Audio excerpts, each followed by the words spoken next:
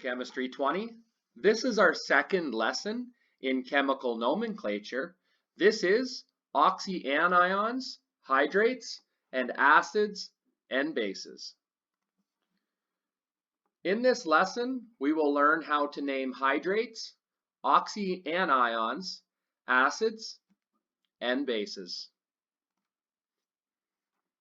Hydrates. A number of solid ionic compounds called hydrates produce water when they decompose upon heating. The number of water molecules in a hydrate is added to the end of the chemical formula. For example, copper 2 sulfate pentahydrate. Penta represents that we have 5, hydrate represents that we have 5 H2O. Prefixes are used to indicate the number of water molecules in the hydrate compound. Oxyanions. These are elements that can form more than one oxyanion, which is a polyatomic ion that contains oxygen. Each of these oxyanions contains a different number of oxygen atoms. For example, in this family of oxyanions, we have ClO4-, ClO3-, ClO2-, and ClO-. In a family, the charge remains the same. Notice how the charge of each of these oxyanions is -1. Only the number of oxygen atoms varies within an oxyanion family. The most common of an element's oxyanions has the name with the ending ATE, or 8. For example, ClO3- is chlorate. This is the most common oxyanion within this family, therefore it gets the ending ATE. If there is one more oxygen, then the general name becomes per and then 8 at the end. For example, ClO4- is perchlorate. If there is one less oxygen, the ending becomes ITE or ite.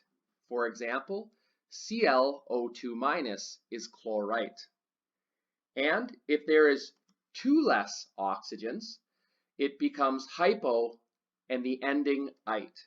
For example, ClO- is hypochlorite. We need to remember these general rules. If we know one of the oxyanions within the family, we can use these rules to determine the name or the chemical formula of all other oxyanions within the family. Consider the following. The most common oxyanion does not represent a specific number of oxygens, only that the name has the ending ATE. For example, consider borate and sulfate. Their chemical formulas are BO3 3- and SO4 2-. Notice how there is a different number of oxygens. The ATE ending does not represent a specific number of oxygens. It can be any number of oxygens. Example number 1. Determine the chemical formula and the ion charge for each oxyanion below. Pause the video and attempt this example. Our first oxyanion is perborate. If we look at the Chemistry 20 data booklet, we will see that borate is BO3 3-. Per represents one more oxygen. Therefore, our chemical formula is BO4 3-. Hyposulfite. On the Chemistry 20 data booklet, sulfite is SO3 2-. Therefore, one less than sulfite is hyposulfite. The chemical formula is SO2 2 minus. And finally, manganite. Permanganate is in the Chemistry 20 data booklet, which is Mn04 minus. 2 less than permanganate is manganite. Therefore, the chemical formula is MnO2 minus. Hydrogen compounds. When hydrogen is the least electronegative atom and is in aqueous state, it is known as an acid. For example, when a hydrogen is at the front of a chemical formula, like HCl, aqueous, the name is hydrochloric acid. When hydrogen is not the least electronegative atom and acts as an anion, it is an ionic compound. For example, hydrogen is at the end of our chemical formula and there is no aqueous. So NaH is named sodium hydrate. Naming acids. The first step is to temporarily name the compound as ionic. Then we can use the following rules to name it as an acid. When named as an ionic compound, if the ending is IDE, then the acid name becomes hydroic acid. For example, hydrogen chloride with an IDE ending becomes hydrochloric acid. As an ionic compound, if the ending is ATE, then the acid becomes ic acid. For example, hydrogen nitrate with an ATE ending becomes nitric acid. There is no hydro in front. And finally, if the ionic compound has an ending with ITE, the acid name becomes us acid. For example, hydrogen nitrite becomes nitrous acid. If the ionic compound ending is ATE or ITE, then it must be a polyatomic ion, which is also important to remember. Organic acids are acids that only contain carbon and hydrogen. Usually, the hydrogen is at the end of the chemical formula. The only organic acid that will be used in Chemistry 20 is acetic acid, which has the chemical formula CH3COOH aqueous. Naming bases. Bases are compounds that form hydroxide ions when they dissociate in water. Therefore, they must contain the polyatomic ion OH. Bases are simply named like ionic compounds.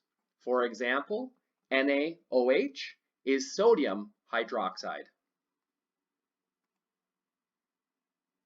Example number 2. Write the chemical formula for each name. Pause the video and attempt this example. Sodium carbonate decahydrate is an ionic compound containing a polyatomic ion that also includes H2O. We will have to swap and drop the charges to get our chemical formula Na2CO3, and it will be times 10 H2O, 10 because of the prefix deca. Sulfurous acid. We must first revert this back to an ionic compound. Us becomes hydrogen sulfite. And the chemical formula is H2SO3, and don't forget the aqueous state. Sodium sulfite is an ionic compound with an oxyanion. We have to swap and drop the charges, and we are left with the chemical formula Na3PO3. And finally, barium hydroxide is a base and is simply named as an ionic compound. Again, when we have ionic compounds, we must swap and drop the charges, and we are left with Ba brackets OH bracket 2. Example number 3. Write the following names in chemical formula. Pause the video and attempt this example. First, we have a hydrogen at the front of our chemical formula, and it's also aqueous. This is an acid. We have to name this first as an ionic compound, hydrogen bromide. Since the ending is IDE, our acid name will be hydrobromic acid. Next, we have an ionic compound with a polyatomic ion. We can simply write magnesium nitrite. Remember, the ending of the polyatomic ion does not change. Cl2.